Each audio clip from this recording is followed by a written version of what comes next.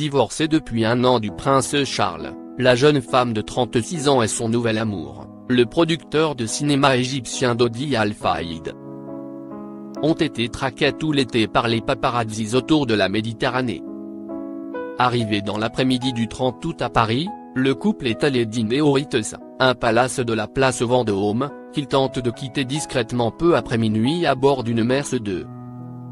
Poursuivi par des photographes en moto, la puissante berline s'engouffre à vive allure dans le tunnel de l'Alma, dans le 8e arrondissement de Paris, et percute de plein fouet le 13e pilier à 00H26. Une touriste lit à Londres un journal annonçant la mort de la Didi, le jour même de la tragédie, le 31 août 1997. Photo, Dave Gaillot _AFP. Son compagnon Dodi Al Fayed et le chauffeur Henri Paul meurent sur le coup. Diana est extraite, par les secours de la Mercedes broyée, elle présente un choc hémorragique gravissime d'origine thoracique. Elle est transportée à la Pitié-Salpêtrière et décède quelques heures plus tard. Son garde du corps Trevor Rijon est grièvement blessé mais sera le seul survivant.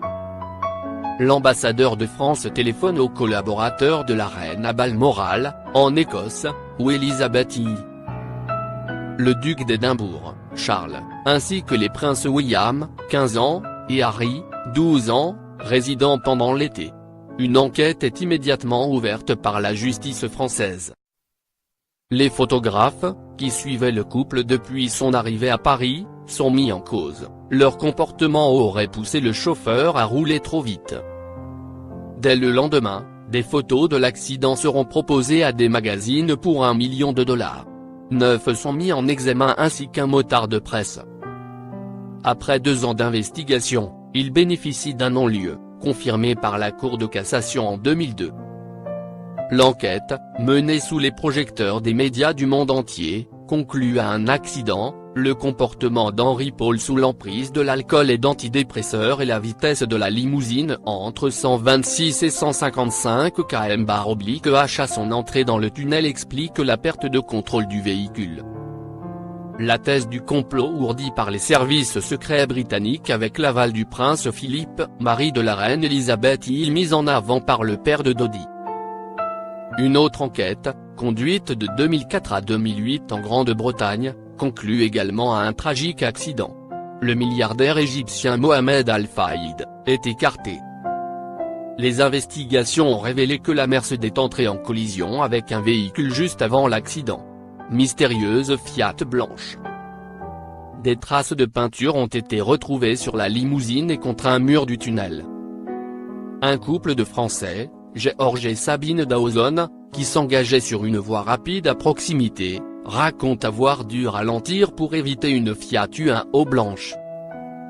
Immatriculée dans les Hauts-de-Seine ou les Yvelines, 2 départements de la banlieue parisienne, avec un gros chien à l'arrière. Quelques 3000 propriétaires ont été entendus, mais les recherches sont restées vaines, alimentant les thèses conspirationnistes. Parmi les témoins auditionnés, le Ventan, propriétaire d'un Rottweiler et d'une Fiat Uno rouge repeinte à l'époque de l'accident sans qu'il soit établi si c'était avant ou après. En 2007, devant les enquêteurs britanniques, les Dawson l'ont identifié comme le conducteur du véhicule. L'homme présente un alibi et est relâché.